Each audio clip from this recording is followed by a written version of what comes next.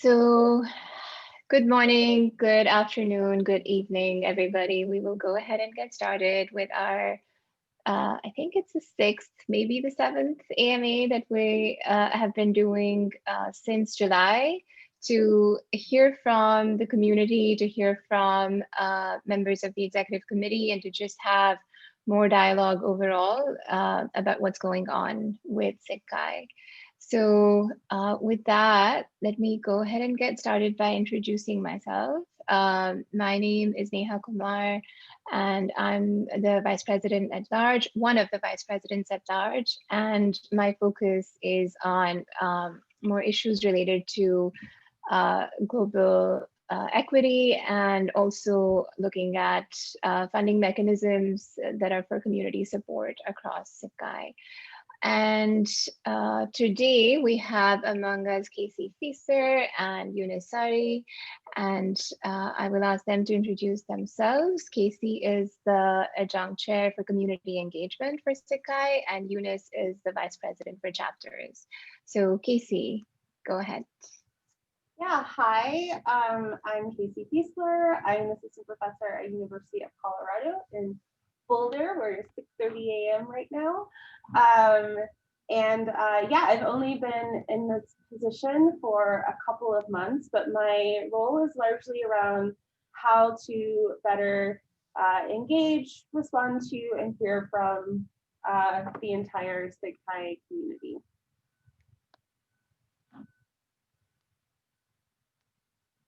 Eunice, you're muted. Yeah. Hi everyone. Go ahead.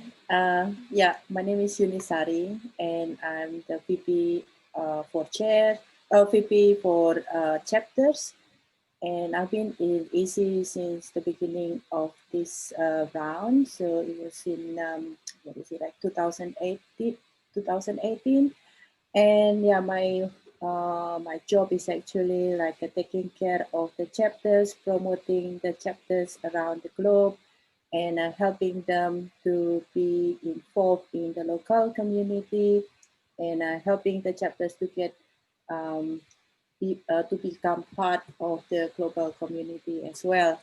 So I think that's what I'm doing, and then on the day-to-day basis, we are communicating with chapters if they need a lot of help in doing a lot of the technical stuff, as well as the things related to the running the chapters. Like I'm here to help chapters. Thank you for that introduction, Eunice. I was thinking, so we do have a couple of questions on the Slido link that we shared, and also we'll share this again once we have a few more attendees, just in case anyone wants to add more to it. But since we have a bit of time, I was wondering if I could maybe start us off with a question around what you all think are maybe some things that SIGCHI has the potential to do with the community, and like what are some of the challenges that you see in your roles in terms of both chapters and outreach. So just a little bit more of an understanding of what your roles entail.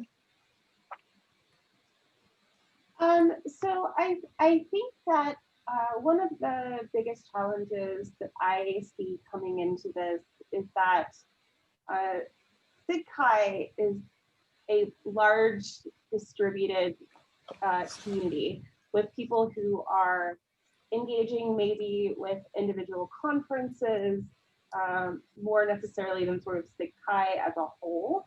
And also it's a very global community. And so, for example, communication channels, people have very different preferences for how they like to receive information or how best to receive information. So we, have some social media channels, and some people are very happy with those.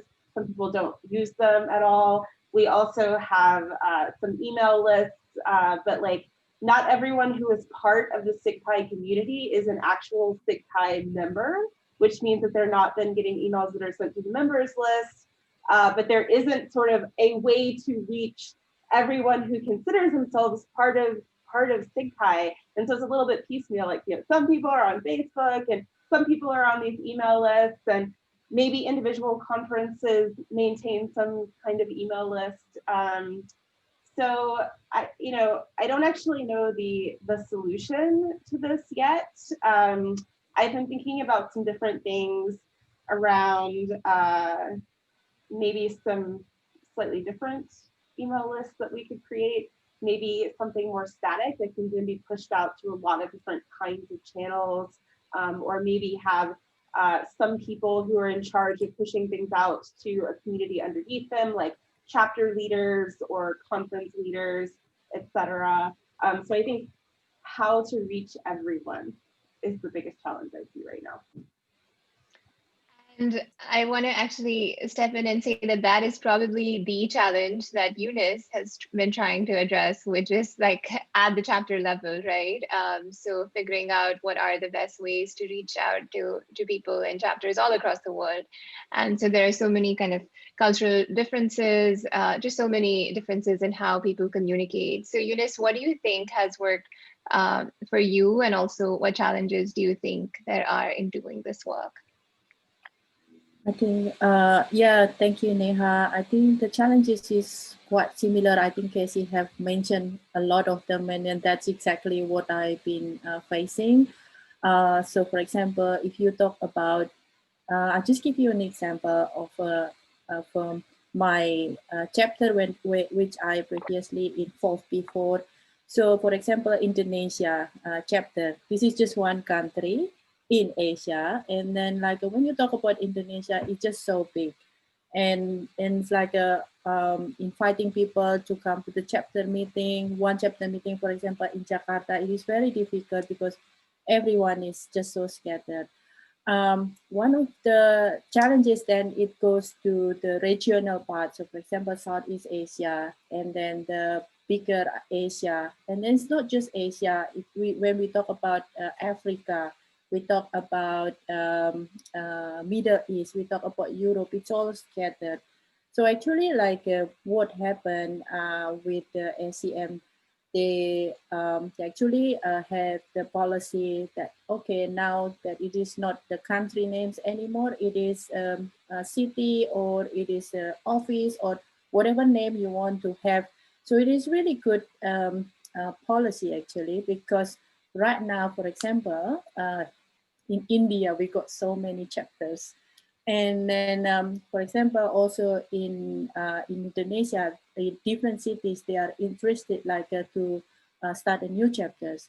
It is quite challenging, like if you want to bring everybody together at one place, it takes time. But strengthening this local people, local community is actually really helpful because as the community get together, that's the first step, and they got to know each other, and they start to know, okay, well, there's actually a lot of things going on beyond that.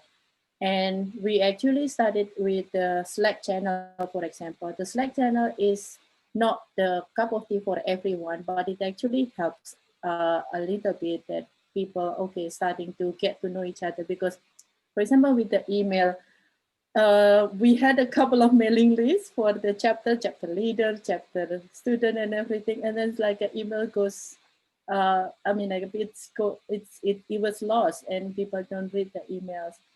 And I don't know whether this is going to be the best solution or not, like having the email, or, but I agree with Cassie, it is really challenging, like to start the communication, but starting with the local community and slowly like building the platform where people actually can start sharing, it's actually a good idea.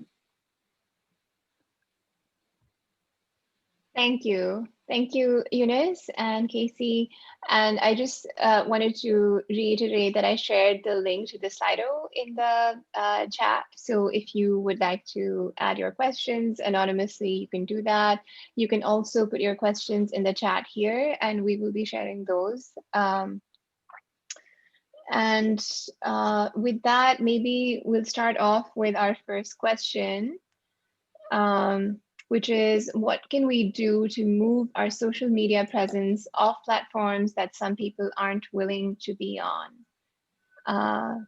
So let me ask Stacy, not Stacy, Casey, to to address that first. Yes, sorry about that. Yeah, so I definitely think that not everyone is on X social media platform is definitely an issue. I also think that there's not necessarily a good way to address this, because if we want to use social media at all, which is a useful way to get out information to some people who are on those platforms, there's obviously not going to be anything that everyone uses, right? So, you know, right now we're trying to do our best to kind of cross-post informational things to Twitter, Facebook, LinkedIn, and then email lists, in the hope that the combination of those things catches a fair amount of people in terms of pushing information. Though I suspect that maybe part of this question is actually about members also communicating with each other. Because I've certainly heard, you know, a lot of people noting that, for example, it seems like a lot of conversation between SIGCHI members takes place on the Chi Meta community. But a lot of people then aren't part of that because they don't want to use Facebook or can't or whatever. So I think that those kinds of communities where people can talk to each other is great, but Chi Meta is not run by SIGCHI. It is a completely unofficial community. We don't run it, we don't moderate it, etc. And so, you know, for that kind of thing, for community members talking to each other, I would certainly, I mean, I personally would be fine with those popping up in whatever places people want to create them. I think there's also a Chi Meta subreddit. I haven't been there. I don't think myself, so I don't know how active it is. You know, and I think that there's actually some value in there being communities like that that aren't official, that are, you know, that you don't have to worry about what you're saying in terms of it being moderated by SIGCHI or the EC itself. You know, if some amazing new platform pops up that seems appropriate for us to use for either pushing information or for the community, etc., I'm certainly in favor of that. For right now, the only solution that I can really think of is to just push information in multiple places as best we can. So I would really welcome suggestions for what other places should be. Like, are we missing platforms where people get information where there's a large contingent of SIGCHI members that we should be using as well? That's actually something that I would really like to know. So I would welcome people contacting me about that. Thank you, Casey. Eunice, would you like to add to that? Because you kind of see people using different types of social media, right? And even for the chapters, they have their own Twitter handle and have their own, I think, Facebook page as well. So what have you found in terms of social media use? Yeah, I think we just started actually. It's not long time ago because before people thought that Chi Meta is the only source for like communicating with EC, which is not true. And then there's also like a SIGCHI group and not so many discussion over there at that time. And there are also a lot of information that might not be relevant and confuse people. So that's the reason why we started, like, we made a call for people who wanted to become, to be part of this website committee. And then actually they are like taking care of the social media. We started like to have a social media with like a handle SIGCHI chapter, SEM SIGCHI chapter. That's Twitter and then Facebook, and then try to manage it using like a platform that we actually do not need to do a lot of activities to post it individually. And yeah, we have to start everything. As you know, with the social media, we don't have so many followers. We're starting new, and then we have to recruit people, we invite people, and it takes quite slow. But yeah, we are picking up. One thing that can be that we learn is that with this specific social media like that, it's the information is quite focused, not going anywhere, and the people know, okay, they are in the chapter and this is what they expect to get from the social media. I'm not sure if we haven't done any metric to measure like whether this is going to be successful or not, because it's just been like a couple of months. But surely like we are going to see in the next couple of months whether it is an effective social media or not. I'll actually I'll add one more thing because I didn't even think about this until recently, but in terms of like people sort of making sure that you're up on the latest announcements and that kind of thing. Things like, oh, we're having AMAs and here's all the links and here's where they are, or we have new EC members or whatever. Those things are always posted to the blog that's on sigchi.org. And there's an RSS feed that you could subscribe to. So that would also be a way, like if you're not on, the SIGCHI members mailing list or that kind of thing, subscribing to that RSS feed would be one way to make sure that that you get announcements and that kind of thing. Yeah, and I'm just sharing the link to the blog here, but it's really easy to find. It's under About on the sigchi.org website. The other thing I wanted to actually jump in and mention is with regards to information that's on the blog. We're also in the process of starting this calendar, which is hopefully a way to have our community be abreast of what's going on in the universe of SIGCHI events and SIGCHI relevant events. So the unofficial community events, that might be one way we hope to bring together different members of our community. So, okay, moving on to then the next question, which is kind of, or actually at this point, or maybe we'll do this question on Slido and then we can open it up.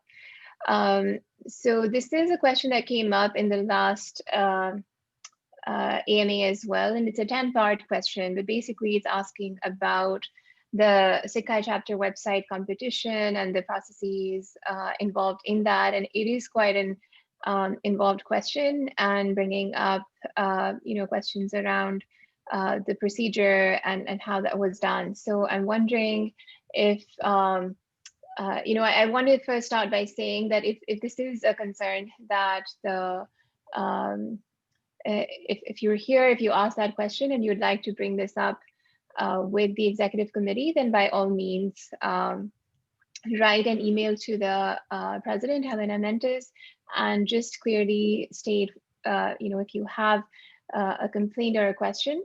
But we can also maybe ask Eunice to address that briefly here. So Eunice, anything you'd like to add to what I said? Thanks, Neha. Yeah, so I'm actually reading the questions here.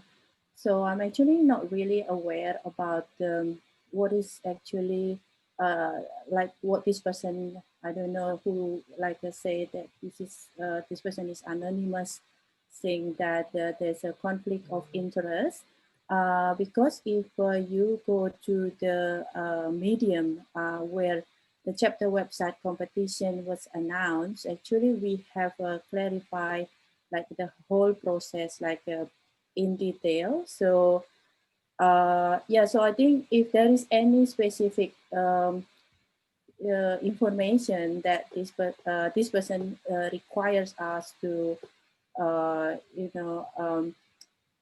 what he or she means by the conflict of interest, because it's very unclear for me. I just don't want to jump into conclusion. So yeah, please write the email as suggested by Neha Kumar. And actually, like just to give an idea about the website competition. Number one, this is not award competitions. Like this is just a competition initially within the internal chapters. So the chapter actually that was, I just give an idea how it started. So it was really early in April.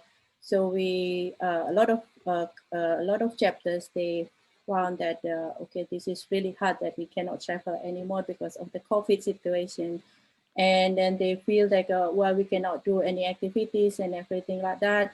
So we had a chat, and then they said, oh well, we don't really have a website, we have to start everything online. Okay, maybe we should encourage everyone to have a website, at least to have like like the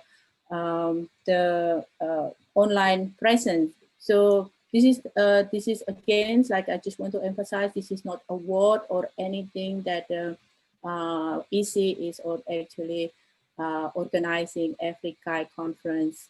And then after that, what happened is that I throw this information to the people in the Slack, like mostly the chapter leaders. Like I asked them, like who wants to help me, like helping all these chapters, like encourage them to have a website. So we started like to build like a committee, like a small committee, and then some of we received a lot of people. So we invited two people. Actually, one is the website committee, and then the other one is the judges.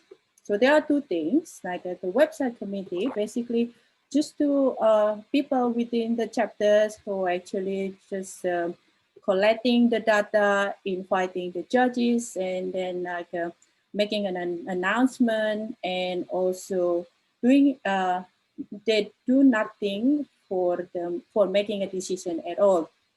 So they are not altering the data, they are not moderating or anything. They just like get everything from the judges later on, and then like present it to us, and based on what the judges say.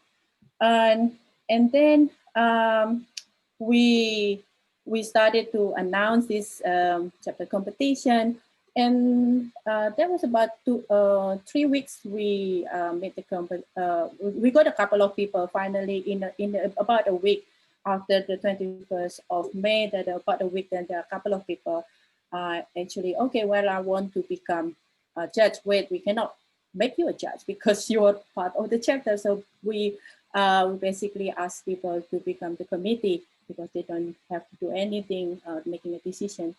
So we send the announcement everywhere to any social media or any channels that is possible. And unfortunately, we did not receive a lot of intake. I don't know why. Maybe people got too stressed out with COVID, and yeah, there were not a lot of things going on.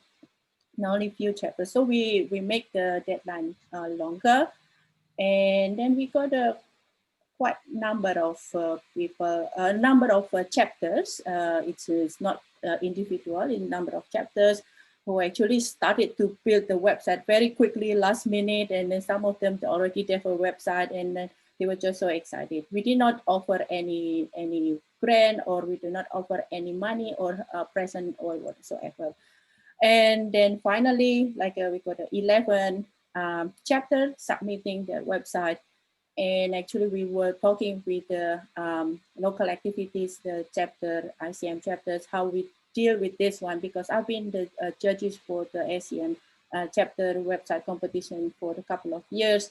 And we've been in consultation so many times. And then they said, okay, well, send it to the judges. And we picked the judges. We picked them based on based on their what is it? Pick one, number one, they are not involved in the chapter at all. They are not part of friends of anyone here. Like maybe they know this person, and but they are not doing anything in the chapters, and they are not related to the chapter actually, like submitting to the competition at all. So we invite them, like sometimes like some of the judges, they are out of the blue. Okay, who are you? Like, well, we ask you to be part of this, like a small part of the SCM SIGCHI community activities, like the chapters. And we got 4 people agree that they wanted to be the judges. And then if all the names are what are declared there, and we give them like a couple of weeks for them to give the grades, and they did not know, most of us, like well, they know me, but I have nothing to do with this, so I just give them the information to them and send all the data, and then they replied to us like all the data and what happened, like the committee just calculate all the data and then send it to me. Okay, that's it. Nothing that we have to do, like okay, well, should go up and down or whatever it is. So that's what happened, and then we discussed. I reported this result to the SIGCHI EC, and then they are okay. Yeah, then we announce it like through the medium as well as the SIGCHI website. That's it. I think it's all the process is quite straightforward. So just to give you the whole idea how the chapter website. So I'm not really sure. I'm not I don't really understand what is wrong with this process, and yeah, that's why if there is anyone, maybe if you are here or if you are not here but listening to this and you feel there is something that is unclearly explained, yeah, please write down to the channels that Neha suggested before. I think that's for me, Neha. Thanks, Eunice. So thank you for that comprehensive explanation. And I think it's good we have it here on record. So maybe someone, if they're not here, then they can just watch the video. And I'll come back to the point about, if you do have a question and you wanted to send an email about it, you can write to Helena Mentis. You can also, this is something that Casey had suggested earlier, that you could create a throwaway email if you wanted it to be anonymous, so that you can still send an email, but it doesn't have to come from your named account if that's something of concern to you. Anything you want to add to that, Casey? No, I don't think so. Yeah, I mean, I think the issue is that there might need to be more detail about what someone is concerned about in terms of the conflict of interest. And so if you're not comfortable, putting your name to that complaint, you could always just like create a random Gmail account or whatever and email Helena. Okay, thank you. So there is another question on the Slido, but at this point, I just want to pause maybe and ask the audience here. We have 10 or maybe 9 attendees. Does anyone have a question that they'd like to ask? Anything about chapters, about outreach, about our community communications overall?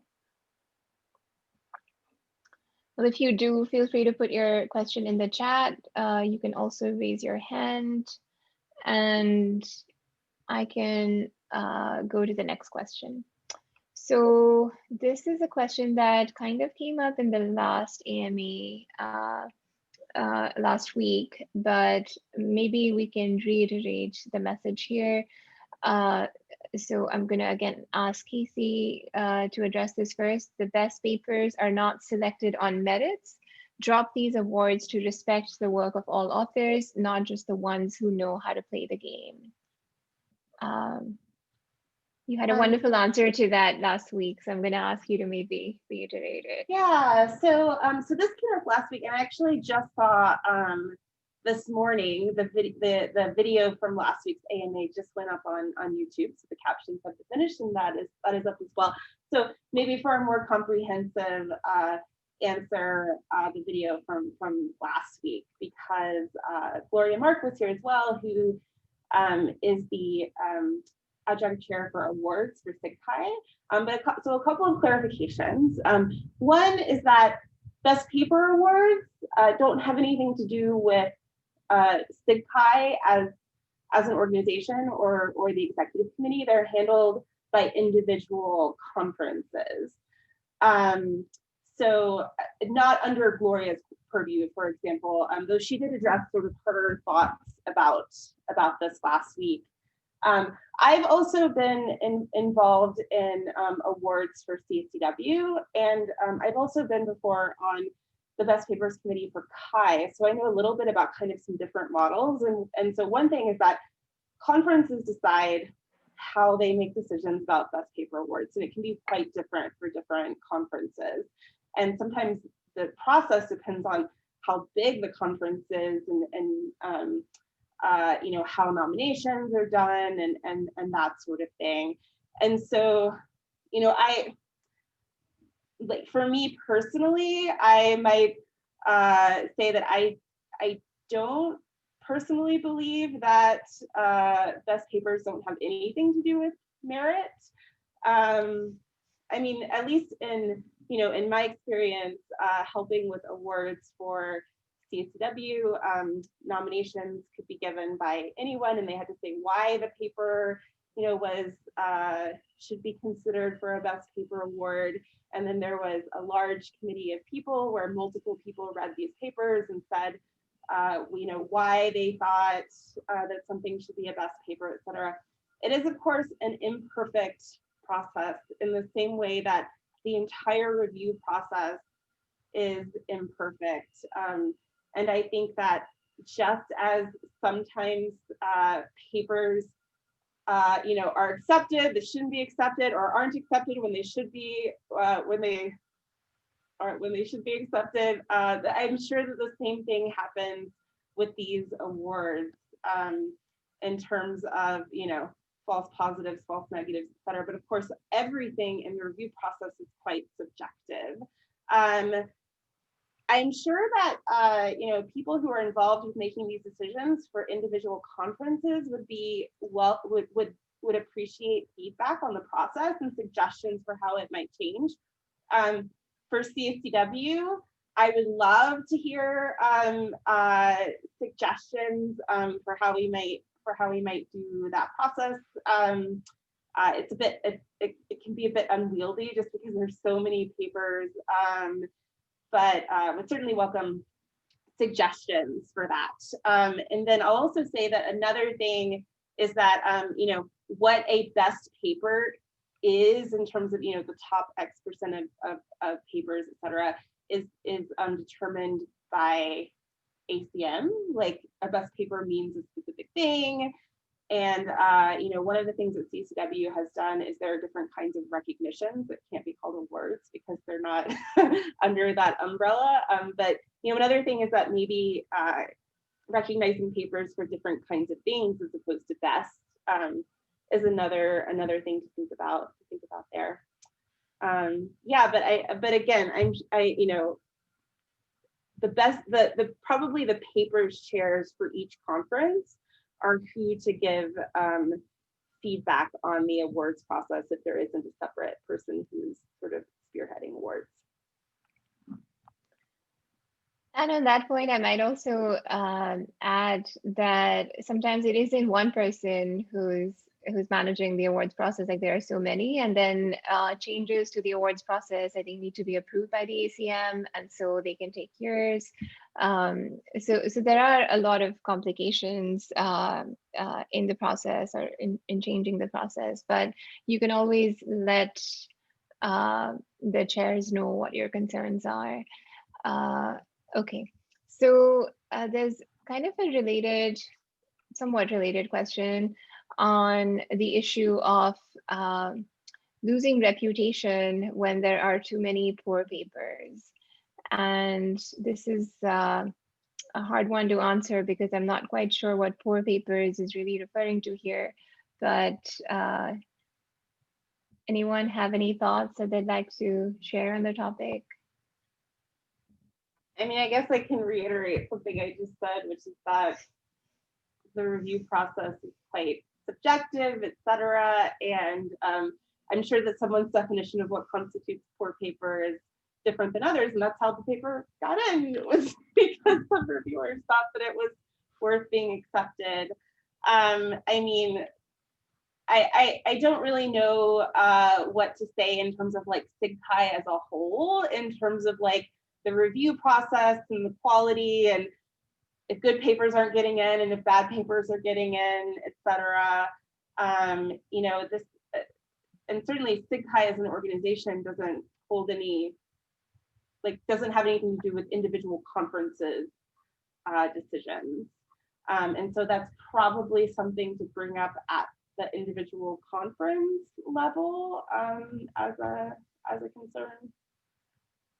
Yeah, and to that, I will say that maybe the tricky part of Casey's job really is that there, you know, people have things to say, and a lot of them are obviously very valid concerns that need to be brought up, but it's often unclear who to bring these things up to. And Casey's certainly been doing an earnest job of connecting those two nodes, right? So if there are things that come up, to connect them to the right people who might have a role to play. So I would just say that if you have concerns, keep bringing them up. And if you don't know who to bring them up with the executive committee, and someone will figure out who to go to, right? Often it is unclear who exactly is responsible for making certain decisions. Related to that actually is the other point that came up on Slido, which is around multiple deadlines, saying please follow the successful model of UBComp. And I'll just say the same thing, that UBComp is one of the SIGCHI conferences, but there are many others. They all have different models, and how they choose to do their papers process is really kind of dependent on the steering committees for each of the conferences.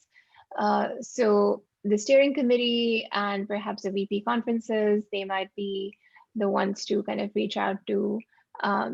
But thank you for bringing up these concerns in the Slido. Any other questions that you'd like to bring? Again, please bring them up on chat. And let me refresh the Slido screen to see if there's any other questions that we're missing.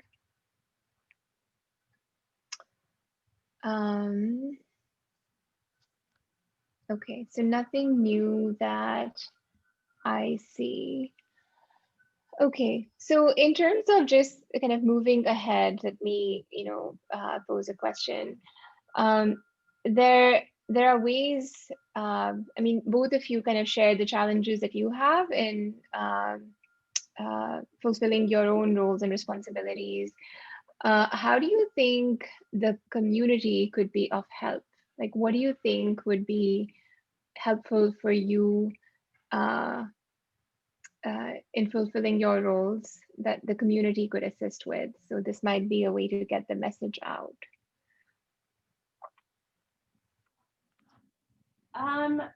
I think that for me, just some feedback and suggestions on the best ways to reach people, particularly if there are, places where a lot of SIGCHI members are that we should be trying to reach, or, tweet more, email less, email more, tweet or whatever, right? I would just, I've been thinking maybe some kind of survey might be useful for this task, but I would also just welcome suggestions in terms of how to reach people better. Eunice? Okay, I guess for me is to reach out the right people. So I think the communication highway is just too busy, and too many ways like to get to something, which means that information can be lost before it comes to the right people and then get the right answers. So sometimes like when you look at things, because my work is related to the chapters and reaching out in each individual chapter leader, sometimes it's not as fast as like an email goes out. So when people maybe having a problem or something like that. So for me, like I'm really happy like if people reach me out like directly to me, like send me a message on the email or on Slack, or if it is something that is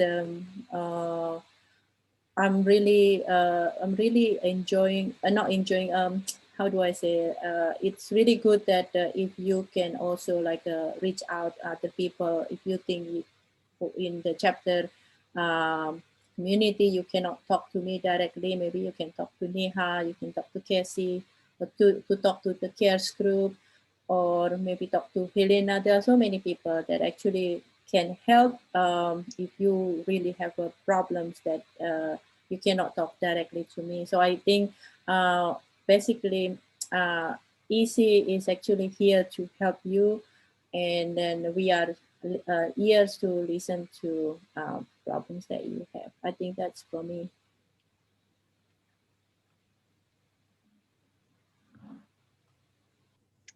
Casey, anything you'd like to add? I guess we've covered that. One thing that I know comes up a lot and often comes up when you're not there, Eunice. So now that you're here, I wanted to just ask you, uh, what is a chapter? Like, who can or cannot be a chapter? Because uh, I think there's a certain understanding around how chapters come into being.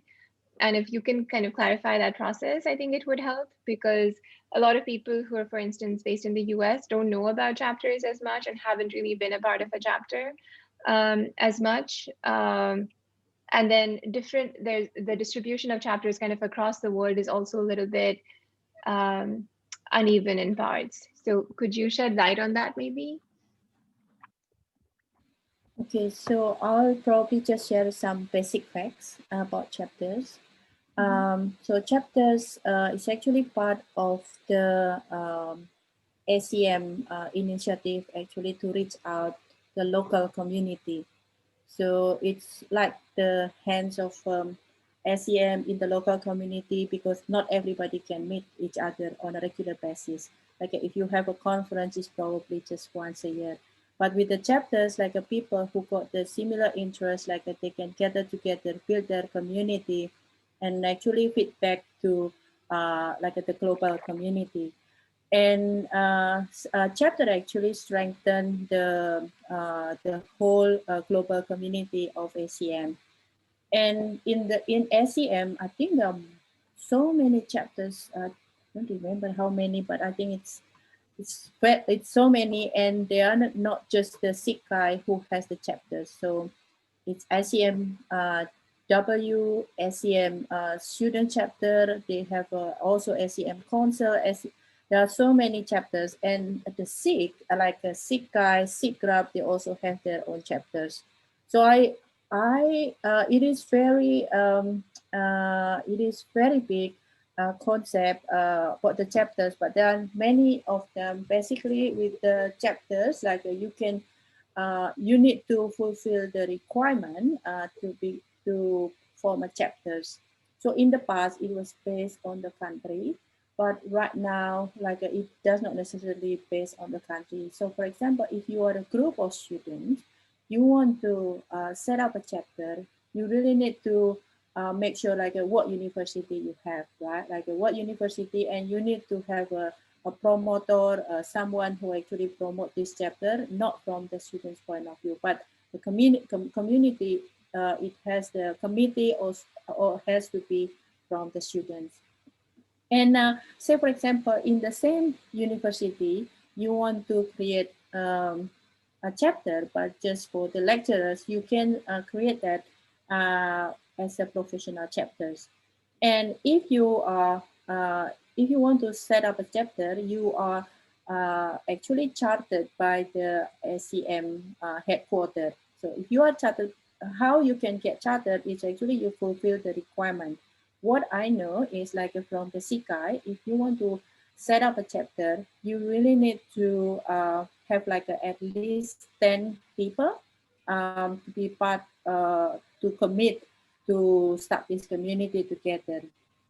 And these 10 people, like it can be more, but the initial number is 10 people. And like the compulsory is like to have 3 people who are actually member of the SEM and the SIGCHI. This is for the SIGCHI chapter. And then the 3 people actually have the role as the president, the vice president, and treasurer slash the treasurer slash the secretary. So basically, this the 3 main roles. But you can have as many as possible roles. You can have like community outreach. You can have you can separate between treasurer or treasurer and a secretary. It depends like how you want to be big. But again, you cannot have the country as a name. So for example, in one city, you can have like 2 or 3 chapters, but not basically the chapter needs to not to be the competitor to each other. We kind of like support each other. So basically, if you want to start a chapter, you really need to find these 10 people who want to commit, have a clear idea what you want to do, because it's no use for you to start a chapter and then you get into probation. If you don't do any activities, you will go into probation. And then if you cannot submit, because you have to submit during at the end of the financial year, you have to submit what you have done, and in the chapter you need to have accountability what you do. And then if you cannot satisfy this requirement, then you will go into probation. And then if it happens 2 times, then your chapter will be decharted. And then in order for you to make your chapter active again, then you need to have a report. So for example, the viability report that has a lot of requirement, much more difficult than starting a new chapter.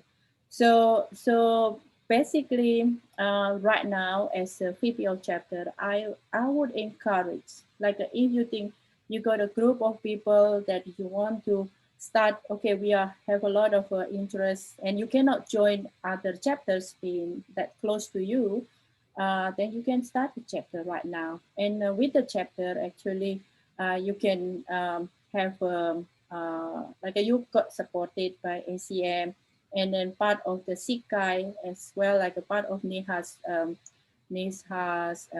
program. Actually, there's a development funding that you can apply for organizing chapter activity. I cannot guarantee that you will get the funding, but then again, this will be like a very helpful for you to start something. I think if you have more question, I can give you the links. Like there are so many links, and if you go to chapter website at SIGCHI, there are also some information that you can read out.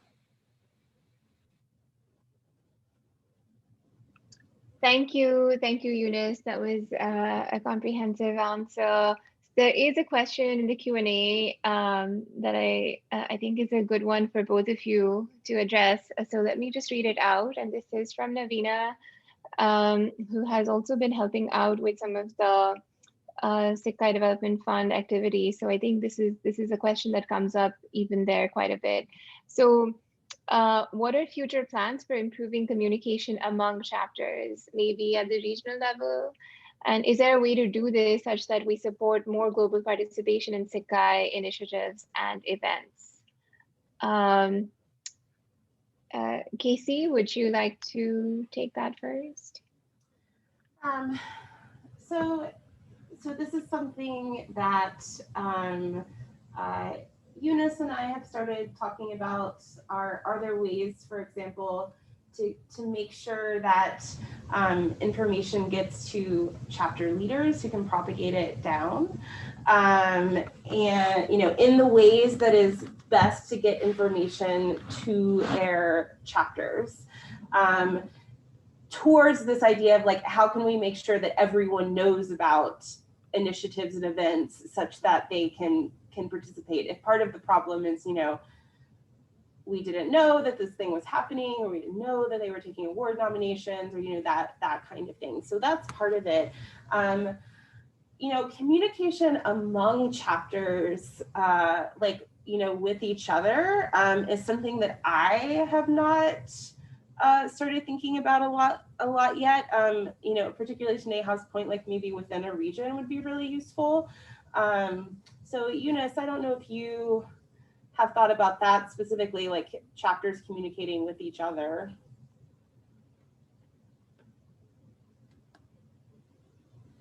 Oh, yeah. Yeah, I've been thinking about this for a while. So initially it was only the mailing list, so it did not really work. So we started to create a new mailing list, like one for the students and then one for the professionals. And for some reason, there were a number of people that were not part of the chapters actually added into the mailing list automatically. I don't know what happened, but then what I'm thinking actually, Cassie and Neha, we probably want to start thinking about, because it's not always like from us, like always giving the information. It needs to be the chapter like own this information, and they know exactly what the chapter members need. So I guess like maybe you mentioned before about survey. That's like a good idea, like trying the survey, specifically trying to understand how the chapter, their community, their country, like talk to each other like better, because our understanding probably quite limited. Like I only know a little bit of the part of the world, not the whole part of the world. And then after that, if we can ask the chapter leaders, because we only have a 68 chapters, and we can ask them, the leaders to, okay, we can ask them like who will be the communication guy in the chapters, and perhaps some like a professional development you can give, like a Cassie, for them, like a webinar or something like that, like how to communicate better. That would be really helpful for us. And so when we got this information, we can get it. For example, if you want to publish something officially from ACM, you can send it to one place, and all the chapter communication officers, they can actually look and they can distribute it to their own channels. I think that would be more effective rather than like everything from from one place. And then at the same time, like we can do our due diligence, like doing the through our chapter channels, like hopefully it will improve in a couple of months, like in terms of membership. But at the moment, like the Slack is quite good. Like we got more people communicating and collaborating in the Slack.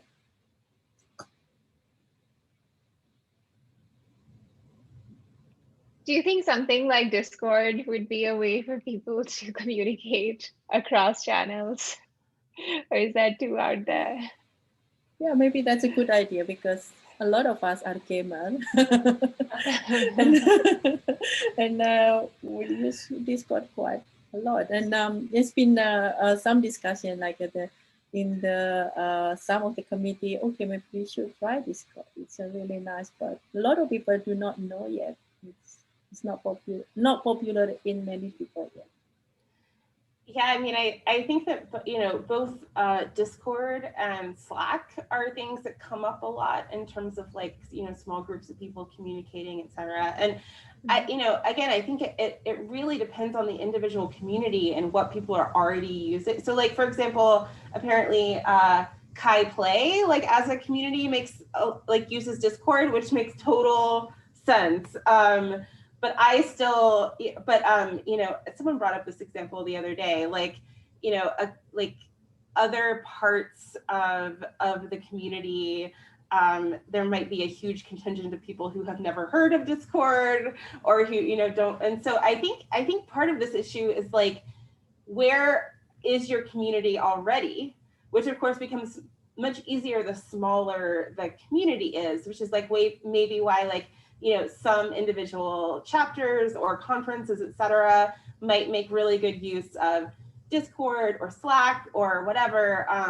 But then if we were suddenly like, okay, SIGCHI is now on Discord, you know, that would lose a large number of people. And so that's what, you know, that's part of why this is such a challenge, is because I don't think there's any communication channel where everyone is, except for maybe email. But that's not great for like people communicating with the, like, you don't, I mean, well, some communities, I guess, have really large like email chains, etc. But the more emails you get, the more likely you are to unsubscribe to that email list. So this is a really hard problem. Yeah, I don't think that there's a great solution. I also did not think that I would ever be bringing up Discord for SIGCHI on an AMA. But yeah, I did see the Chi Play community use it quite actively during the conference, and I was like, maybe this could work. Anyway, so we are quite close. We have about 1.5 minutes to go. Anything else that the two of you would like to add? Any last words for the community? You know, I will add, you know, so I think part of, you know, the issue with engagement, et cetera, is like Neha said earlier, sometimes like you have something you want to say and you don't know who to say it to, right? Like, and I don't just mean like complaints, suggestions, shower thoughts, whatever, about like how to improve SIGCHI as a community. And so you're always welcome to reach out to the executive committee as a whole. You're also welcome to reach out to me individually, not because I'm the person that you should tell things, but because I can help you figure out who the person is that's most appropriate for whatever this information is. And the other thing I would add is I would also welcome suggestions on like things that need more transparency. Like, you know, part of the purpose of these AMAs was to really kind of like let people ask whatever they want and to answer all of those questions and be as transparent as possible. But like, if there are things in particular that you would like to know more about how they work that we should, you know, address or write blog posts about or whatever, that's also feedback that I would welcome. Wonderful. Eunice, would you like to add anything? No, I think I have said what I need to say. Okay. Well, thank you everybody for attending. Thank you for listening to us. Thank you, Casey. Thank you, Eunice. Thank you to our sign language interpreter. And also to Soraya and Stacy, who are our accessibility adjunct chairs, who've been here the whole time, making sure that everything goes smoothly. We will see you next week for our very last AMA. All right. Bye. Thank you, Neha. Bye-bye.